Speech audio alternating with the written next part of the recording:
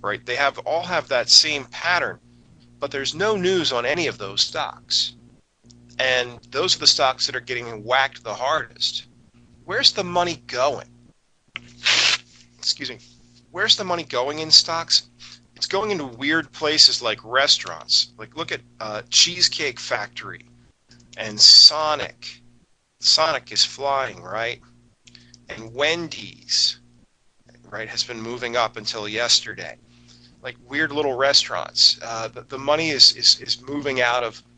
There's definitely profit taking on stocks that have been way up, right? And it's going into stocks that haven't moved all year, or that have moved very little this year, right? So, but there's definitely profit taking on the big names.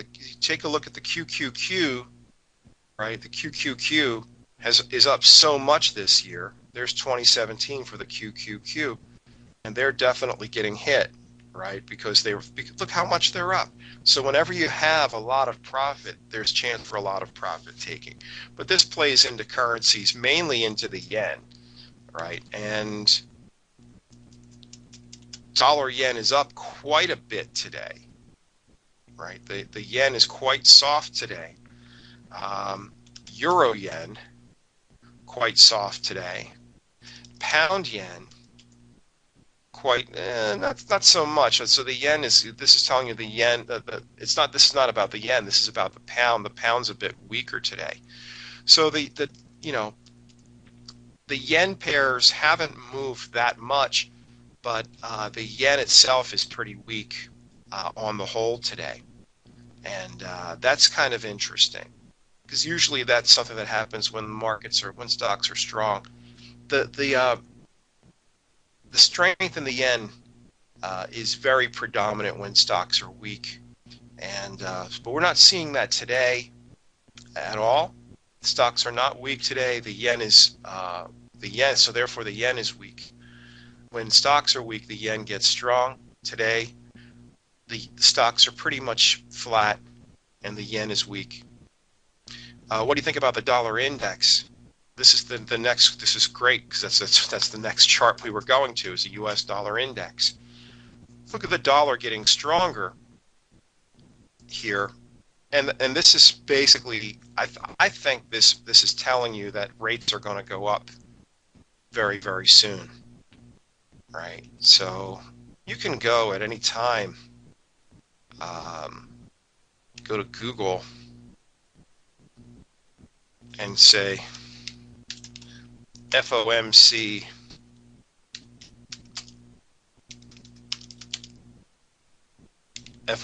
meeting schedule, and there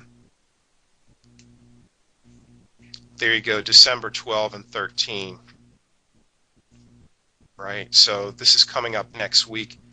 I think the market's telling us that rates are going to go up next week. That's what I think this chart is saying. So you look at that dollar strength. Now, overall, 2017 has been a year of dollar weakness. You can say point A is the election, the U.S. presidential election. And at point, and you can see, like a lot of folks thought that, I guess they thought the election was going to go one way, so the dollar was way down, and then it went the other way, and the dollar went way up. That's why you see that long wick, right? And the dollar got much stronger after the election, and it peaks right around New Year's Day. And then the dollar's been getting weaker and weaker and weaker ever since the beginning of this year. And that ends in September. And this could be, now that's kind of hard to figure where we are now. We got stronger from September through November. We had a pullback in November, but now we're getting stronger again. And I think the market is saying right now interest rates are going up. Now this could be very bad for stocks. In other words, it would be very good for the yen. This all comes back to the yen. This is really why the stock discussion begins our discussion today. It all comes back to the Japanese yen. When you look at this, Um, the dollar is getting stronger here, I think, because you're going to see rates go up in the U.S. Now, nobody else is really raising rates right now. Europe, Japan, they are not raising rates. And you're seeing the juxtaposition here. You look at Euro USD, right? The euro has had a heck of a run, but now you're talking about two currencies, one of which is not raising interest rates, that's Europe, and one of which is. So why does the euro have so much strength? Because they're taking away stimulus, right? They're taking stimulus away, even though they are not, in other words, there are other ways to stimulate your currency other than cutting rates. And in other words, there's quantitative easing, and Europe is taking away quantitative easing. And that's one of the reasons why their currency strengthened this year. But now you're looking at a situation where you have the dollar, the U.S. is going to raise rates, and Europe is not. And I think that's why you're seeing a little bit of short-term Euro USD weakness, Euro weakness and dollar strength. Okay, now look at that. That's a big old head and shoulders, and it just never quite panned out. And now you have another shoulder, and I don't know. Will it form another head and shoulders? Will it form a second set of head and shoulders here? Rate hike is bad for stocks. Yes, that's correct. Even Chipotle closed the gap. CMG, if I go to CMG, there it goes. It's a very good pick, very good, interesting observation there. That makes it a short for a lot of traders. In other words, huge gap down here in Chipotle. Now the gap is filled. Any orders that were unfilled in there are now filled. Now it becomes a short again. Interesting point. Is a rate hike bad for stocks? Yes, it is, because higher interest rates makes bonds more attractive. So if bonds become more attractive, right, then money comes out of stocks, and you might be seeing a little bit of that here. Money comes out of stocks and into bonds. So let's look at some bonds, right? And what you're looking at here is bonds, and the price of bonds is starting to go up.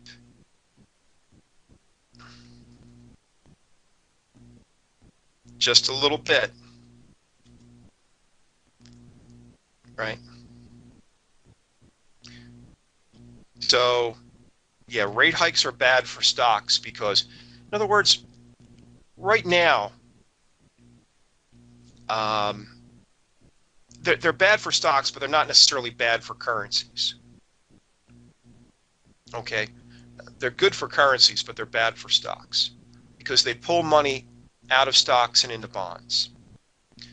So that causes stocks to fall and bonds to rise.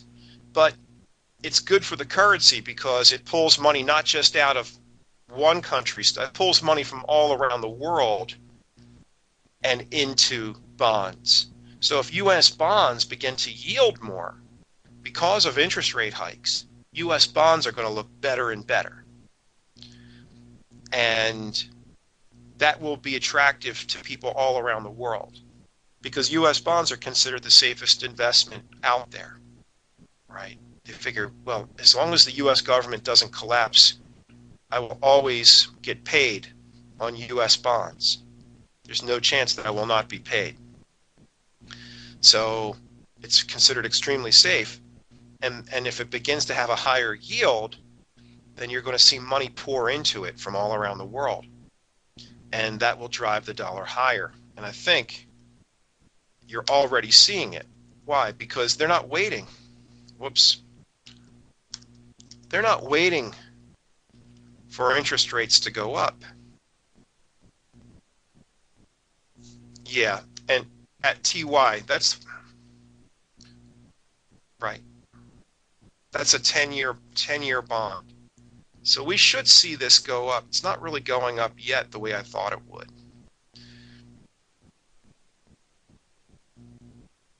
I take it you're a futures trader. Yeah, we're not seeing it go up the way I thought it would yet. I usually look at this ETF, which is a bond ETF, and you can see it. You can see it a little more clearly on the bond ETF. It's going higher, but the futures contract, it's not going up. You don't see it to that nearly to that degree. I do think this will, if interest rates go up, you'll see this begin to move higher, and that's the danger for the stock market. That if interest rates go higher, money comes out of stocks and into bonds. Okay, that's the danger. Okay, so let's take a look at some currency pairs. We'll play this scenario out. All right, here's pound yen, looking very much like a double top and looking very much like resistance up here. And certainly, look, I'm not saying it's going to go all the way down to 140. But we could certainly see it get down to here. Get down to this area here is not that far-fetched.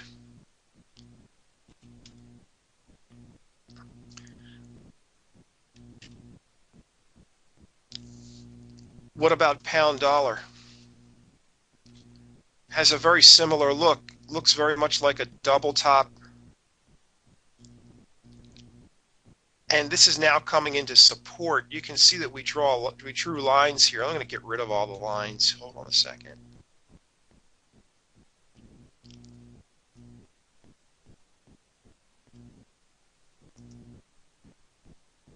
We've got entirely too many lines here from old trades that really aren't valid anymore.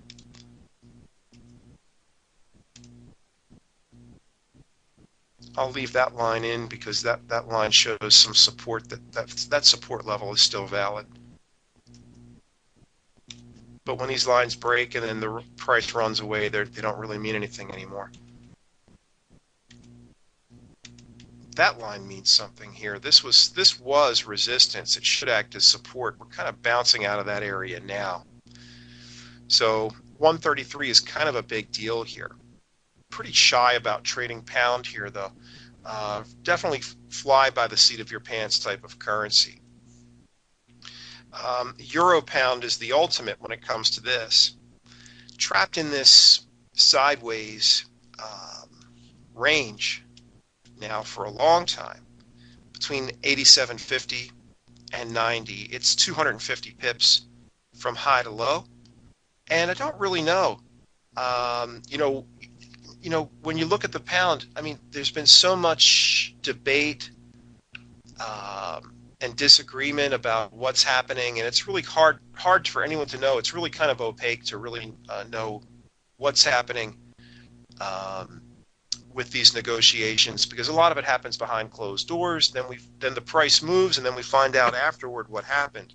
That doesn't really help us much as traders, right? And that's really what's been happening is, the price will skyrocket or crash, and then we find out why afterward. That doesn't really help us very much.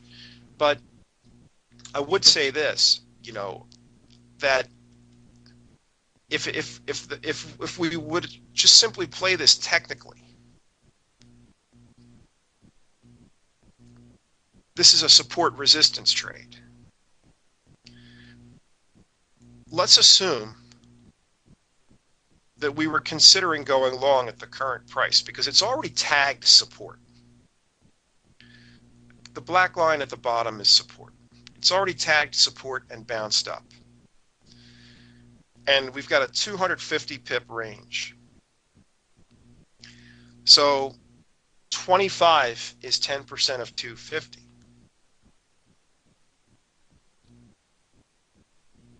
The lower line is approximately 87.50. We'll call it about 87.50. And the upper line is approximately 90. And, again, approximately, because these lines don't match up perfectly. And, in the real world, the price does not just keep stopping and turning at the same price over and over again.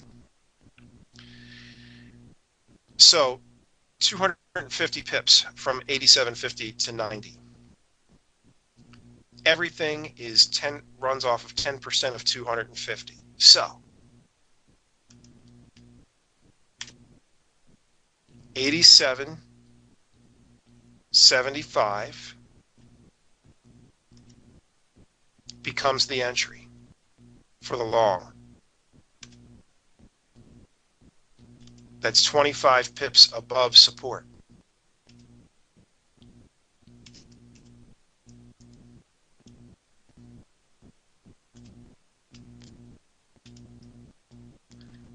And 87.25 becomes the stop. That's 25 pips below support.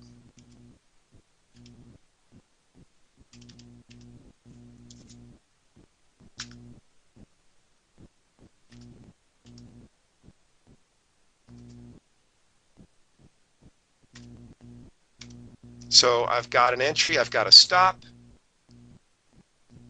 and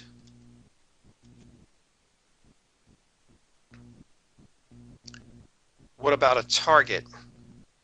Well, usually you buy at support and you sell at resistance. That's kind of simplified. But let's just say one of our targets will be up in this area.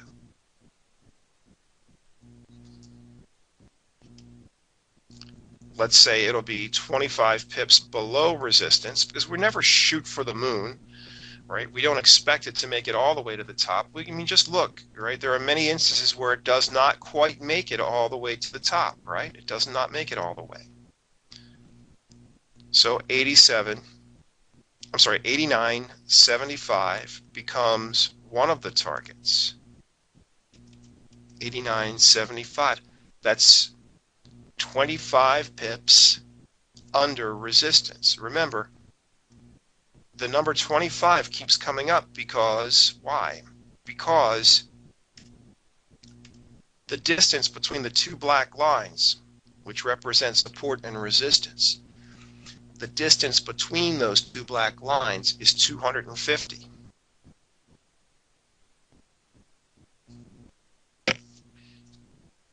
Right? And then, now, whenever you're trading support and resistance, and this is something that no one ever told me, I just kind of learned it on my own.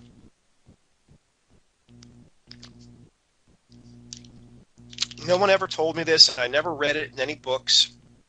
I put it into my books. Because everyone buys at support and sells at resistance, or sells at resistance and then buys at support. And that seems to make sense intuitively, but the truth is the price does not always make it all the way up to resistance.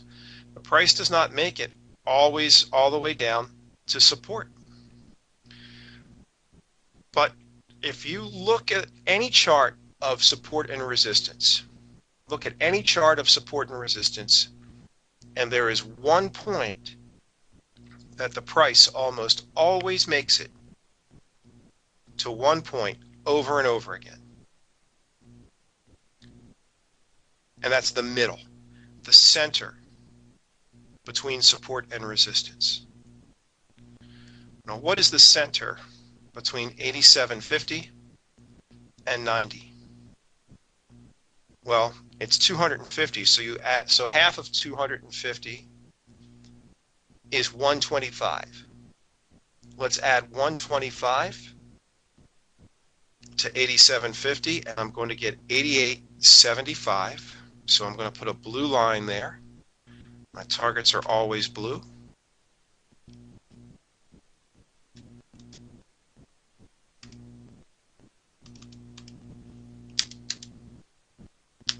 $88.75.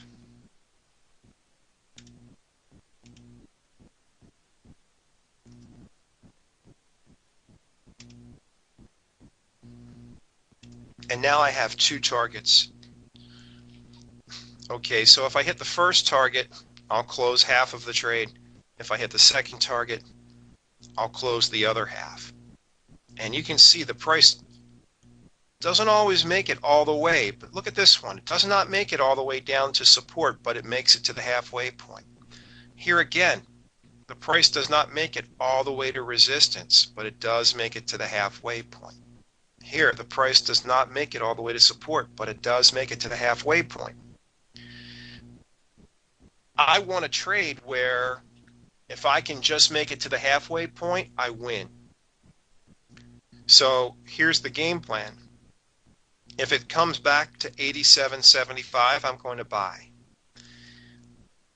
If I can then make it to the halfway point, I'm going to close half of the trade and move the stop up from 87.25 up to 87.75. If it keeps going, I win the second half of the trade. If it pulls back, I break even on the second half of the trade. But I'm not asking for a miracle. All I need to do is make it halfway, and I'm definitely going to win if I can just make it to the halfway point. That's my idea of I don't need a miracle to win. I just need something that is fairly probable to happen, fairly within reason. And it could take a fair amount of time too. Look how long does it take? Look at these things and take them into consideration before you enter. How long does it take the price to make it from one end to the other when it does? Right? In this case, right? We start on 11.1. It does not make it, doesn't make it, finally makes it on 11.15. That took 2 weeks. All right, here you start at one end, 11.15, makes it to the halfway point, pulls back, and then finally makes it to the other end. When? December 4th. Again, it takes 2 to 3 weeks. So there's your expectations on time. All right, now, this entire setup could be reversed on the short side. On the short side, this would be the entry. So just make this one green. What is the entry right now would be target 3. Make that blue. And your stop would be 25 pips above 90. So your stop would be 90.25.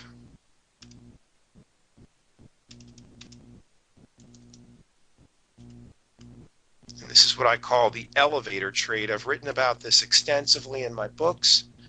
You know, if you want more on that, that's definitely in the books. So there's the short setup of the same version. So if you do make it to the other side, then you can sell short. Can we have a look at gold? Let's take a look at gold before we wrap it up. Good day. Let's go with GC.